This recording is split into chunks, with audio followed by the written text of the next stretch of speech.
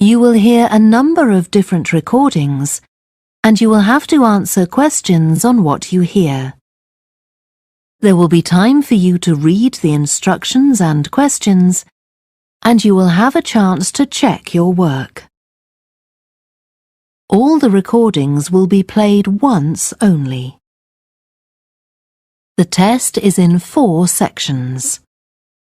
At the end of the test, you will be given 10 minutes to transfer your answers to an answer sheet. Now turn to Section 1. Section 1.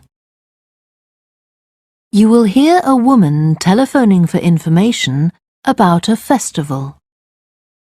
First, you have some time to look at questions 1 to 7.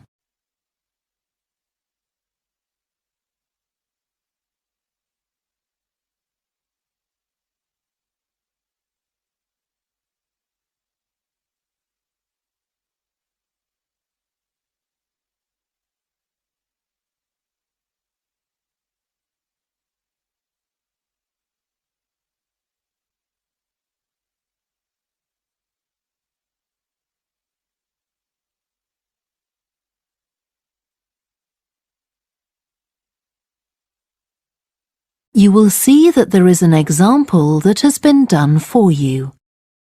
On this occasion only, the conversation relating to this will be played first.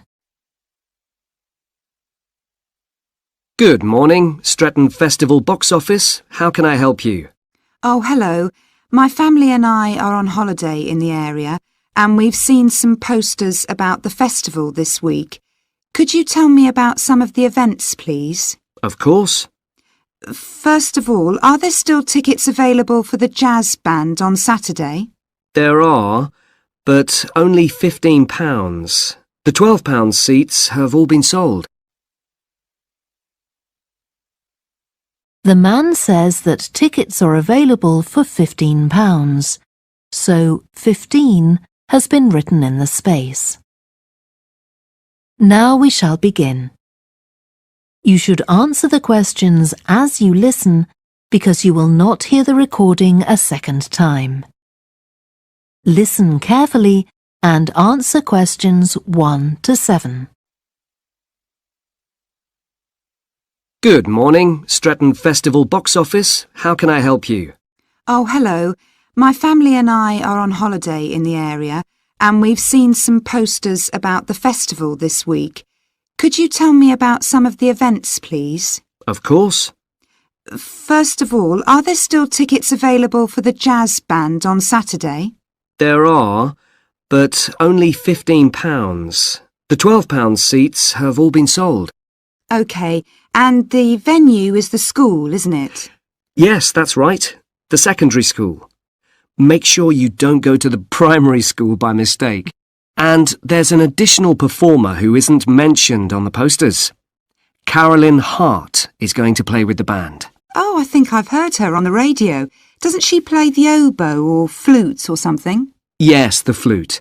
She usually plays with symphony orchestras, and apparently this is her first time with a jazz band. Well, I'd certainly like to hear her. Then the next thing I want to ask about is the duck races. I saw a poster beside a river. What are they exactly? Well, you buy a yellow plastic duck, or as many as you like. They're £1 each. And you write your name on each one. There'll be several races, depending on the number of ducks taking part. And John Stevens, a champion swimmer who lives locally, is going to start the races. All the ducks will be launched into the river at the back of the cinema. Then they'll float along the river for 500 metres, as far as the railway bridge. And are there any prizes? Yes. The first duck in each race to arrive at the finishing line wins its owner free tickets for the concert on the last night of the festival. You said you can buy a duck. I'm sure my children will both want one. They're on sale at a stall in the market. You can't miss it. It's got an enormous sign showing a couple of ducks. OK, I'll go there this afternoon. I remember walking past there yesterday. Now, could you tell me something about the flower show, please? Well, admission is free and the show is being held in Bythwaite Hall. Sorry, how do you spell that? Bythwaite.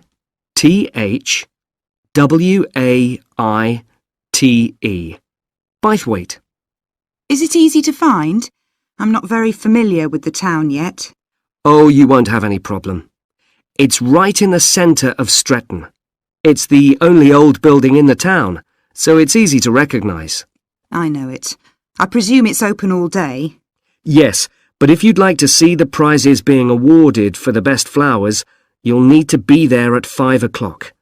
The prizes are being given by a famous actor, Kevin Shapless. He lives nearby and gets involved in a lot of community events. Gosh, I've seen him on TV. I'll definitely go to the prize giving. Right. Before you hear the rest of the conversation, you have some time to look at questions 8 to 10.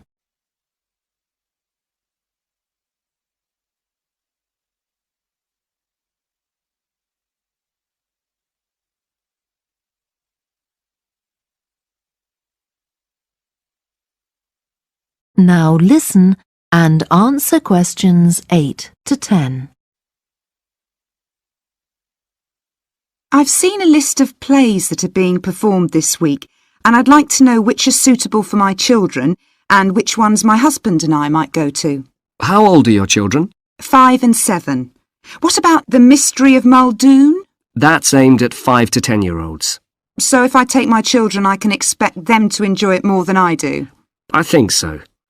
If you'd like something for yourself and your husband and leave your children with a babysitter, you might like to see Fire and Flood. It's about events that really happened in Stretton 200 years ago, and children might find it rather frightening. Oh, thanks for the warning. And finally, what about Silly Sailor? That's a comedy, and it's for young and old. In fact, it won an award in the Stretton Drama Festival a couple of months ago. OK. Well, goodbye and thanks for all the information. I'm looking forward to the festival. Goodbye. That is the end of section 1. You now have half a minute to check your answers.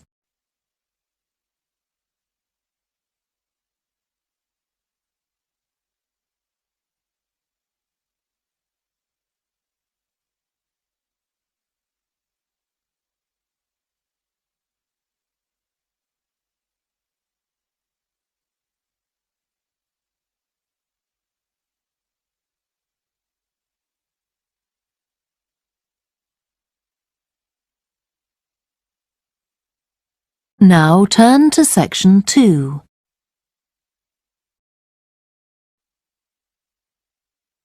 Section 2. You will hear a guide at an art museum talking to a group of visitors.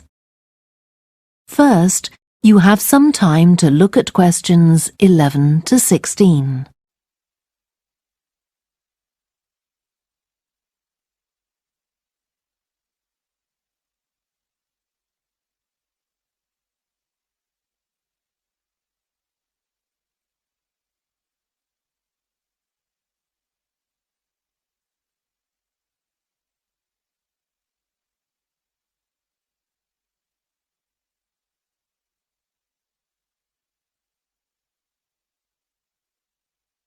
Now listen carefully and answer questions 11 to 16.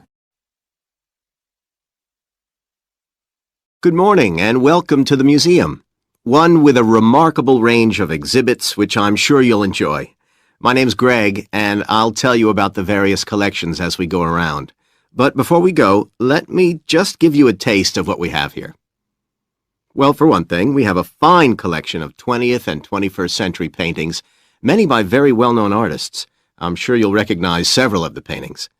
This is the gallery that attracts the largest number of visitors, so it's best to go in early in the day before the crowds arrive. Then there are the 19th century paintings. The museum was opened in the middle of that century, and several of the artists each donated one work to get the museum started, as it were. So they're of special interest to us. We feel closer to them than to other works. The sculpture gallery has a number of fine exhibits, but I'm afraid it's currently closed for refurbishment. You'll need to come back next year to see it properly, but a number of the sculptures have been moved to other parts of the museum. Around the World is a temporary exhibition. You've probably seen something about it on TV or in the newspapers. It's created a great deal of interest because it presents objects from every continent and many countries and provides information about their social context, why they were made, who for, and so on. Then there's the collection of coins. This is what you might call a focused specialist collection because all the coins come from this country and were produced between 2,000 and 1,000 years ago. And many of them were discovered by ordinary people digging their gardens and donated to the museum. All our porcelain and glass was left to the museum by its founder when he died in 1878, and in the terms of his will, we're not allowed to add anything to that collection. He believed it was perfect in itself, and we don't see any reason to disagree. Before you hear the rest of the talk, you have some time to look at questions 17 to 20.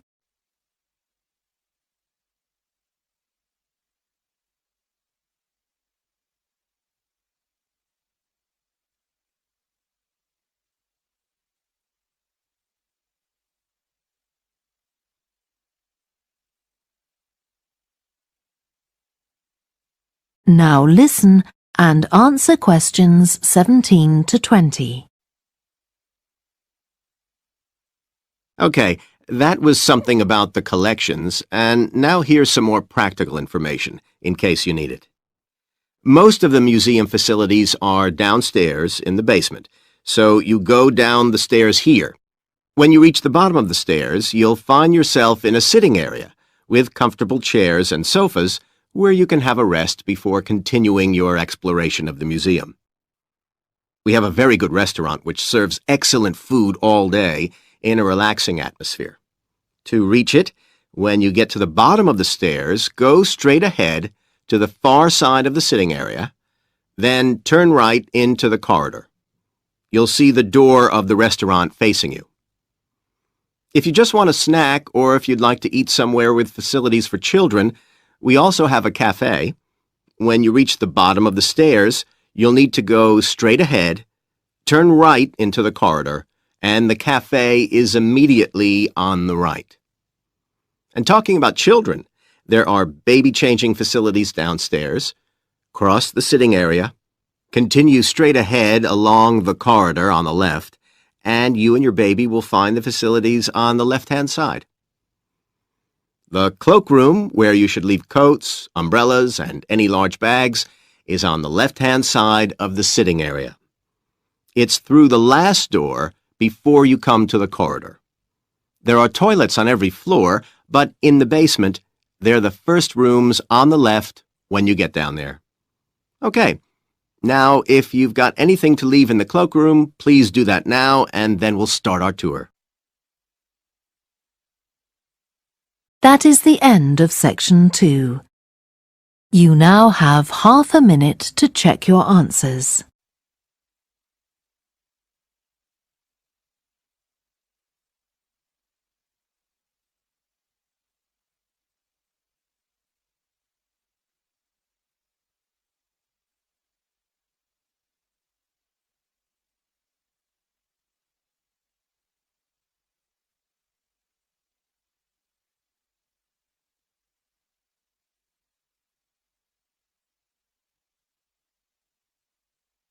Now turn to section 3. Section 3. You will hear a student called Joanna talking to her new supervisor about some research she has done on psychology and music. First, you have some time to look at questions 21 to 26.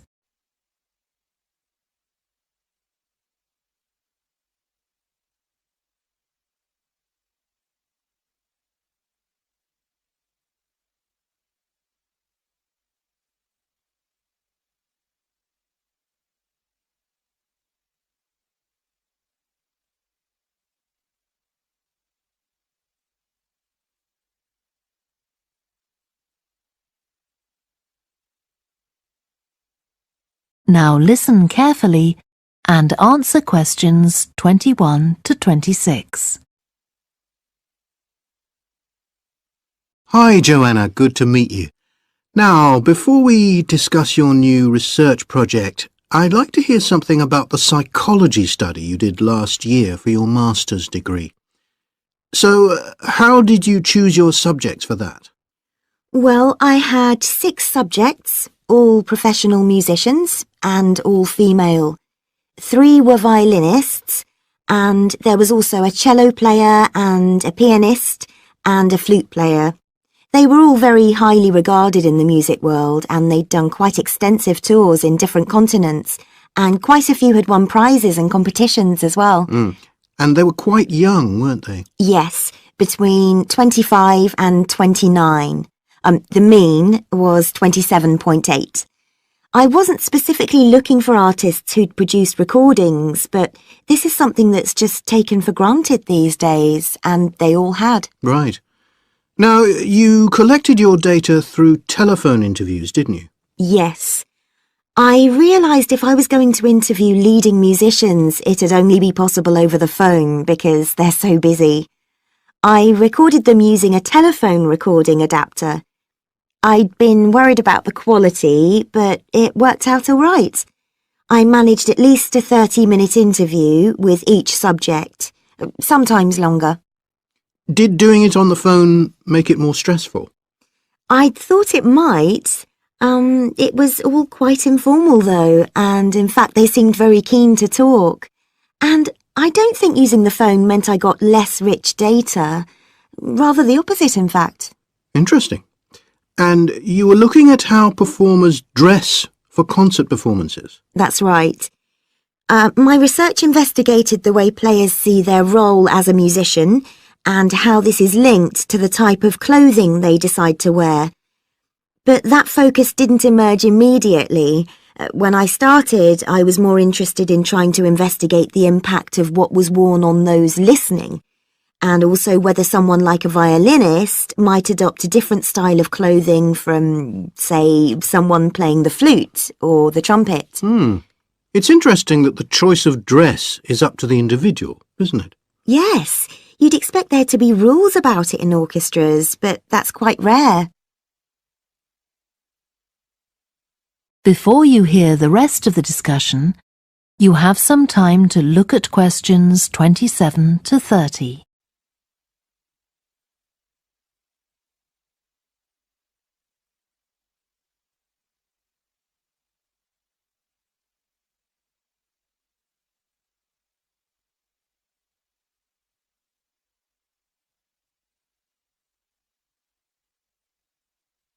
Now listen and answer questions 27 to 30.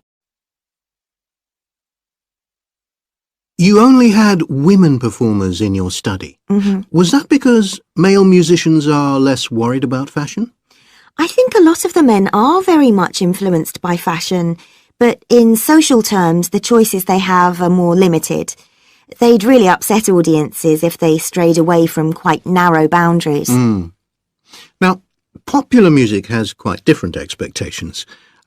Did you read Mike Frost's article about the dress of women performers in popular music? No. Well, he points out that a lot of female singers and musicians in popular music tend to dress down in performances and wear less feminine clothes, like jeans instead of skirts.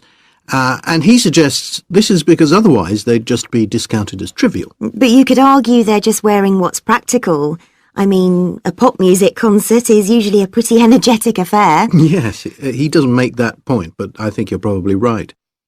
I was interested by the effect of the audience at a musical performance when it came to the choice of dress. The subjects I interviewed felt this was really important. It's all to do with what we understand by performance as a public event. They believed the audience had certain expectations, and it was up to them as performers to fulfill these expectations, to show a kind of esteem. They weren't afraid of looking as if they'd made an effort to look good. I think in the past, the audience would have had those expectations of one another too, but that's not really the case now. Not in the UK, anyway. No. And I also got interested in what sports scientists are doing too with regard to clothing. Musicians are quite vulnerable physically, aren't they? Because the movements they carry out are very intensive and repetitive, so I'd imagine some features of sports clothing could safeguard the players from the potentially dangerous effects of this sort of thing. Yes, but musicians don't really consider it. They avoid clothing that obviously restricts their movements, but that's as far as they go. Anyway, coming back to your own research, do you have any idea where you're going from here? I was thinking of doing a study using an audience, including... That is the end of section 3. You now have half a minute to check your answers.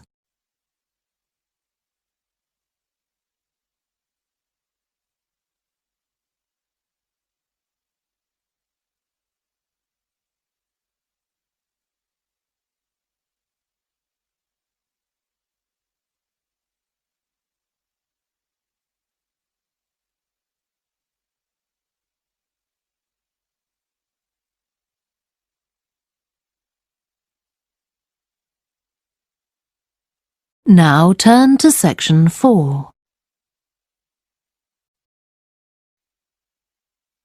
Section 4. You will hear part of a lecture about a way of reducing the amount of carbon dioxide in the atmosphere. First, you have some time to look at questions 31 to 40.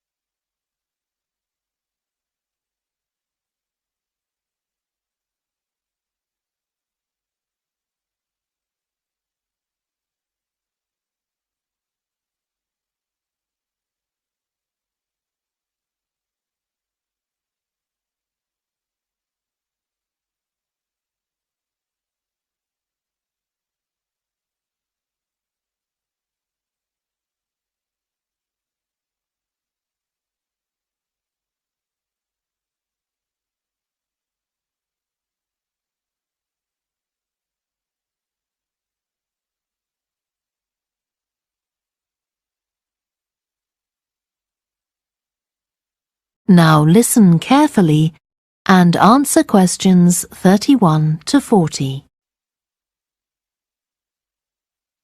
As we saw in the last lecture, a major cause of climate change is the rapid rise in the level of carbon dioxide in the atmosphere over the last century.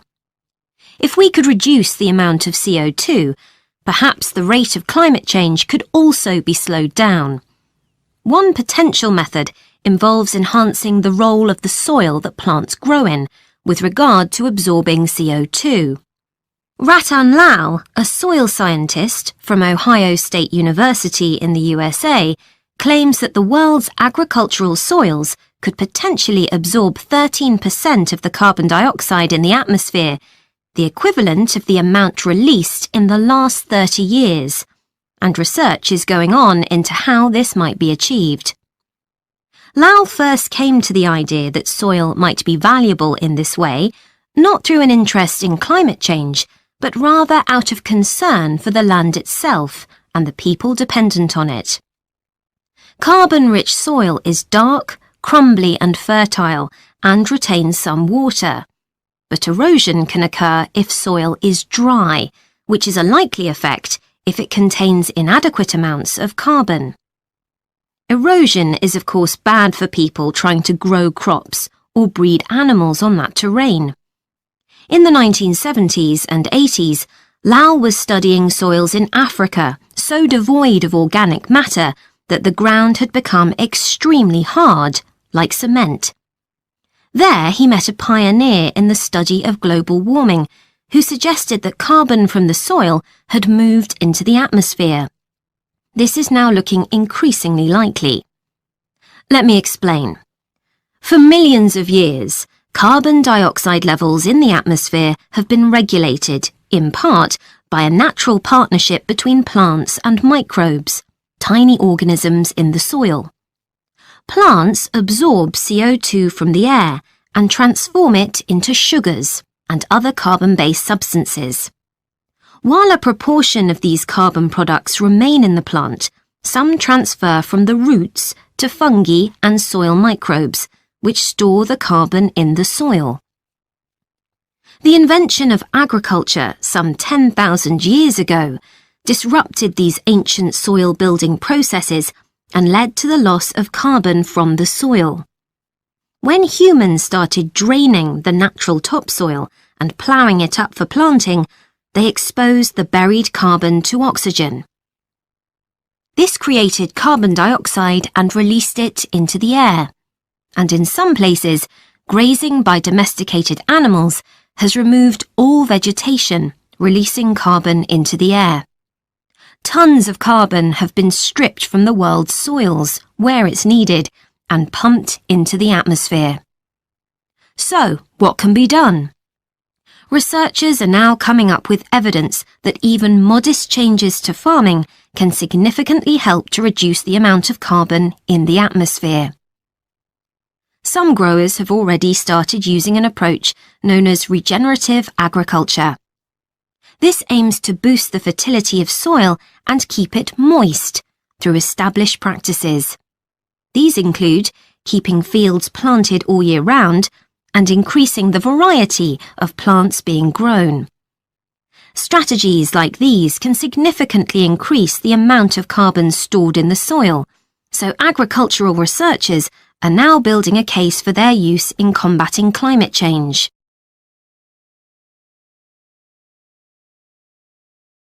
One American investigation into the potential for storing CO2 on agricultural lands is taking place in California. Soil scientist Wendy Silver of the University of California, Berkeley, is conducting a first-of-its-kind study on a large cattle farm in the state. She and her students are testing the effects on carbon storage of the compost that is created from waste, both agricultural, including manure and corn stalks, and waste produced in gardens, such as leaves, branches, and lawn trimmings. In Australia, soil ecologist Christine Jones is testing another promising soil enrichment strategy. Jones and 12 farmers are working to build up soil carbon by cultivating grasses that stay green all year round. Like composting, the approach has already been proved experimentally. Jones now hopes to show that it can be applied on working farms and that the resulting carbon capture can be accurately measured. It's hoped in the future that projects such as these will demonstrate the role that farmers and other land managers can play in reducing the harmful effects of greenhouse gases. For example, in countries like the United States, where most farming operations use large applications of fertilizer, changing such long-standing habits will require a change of system. Ratan Lal argues that farmers should receive payment, not just for the corn or beef they produce, but also for the carbon they can store in their soil. Another study being carried out. That is the end of section 4. You now have half a minute to check your answers.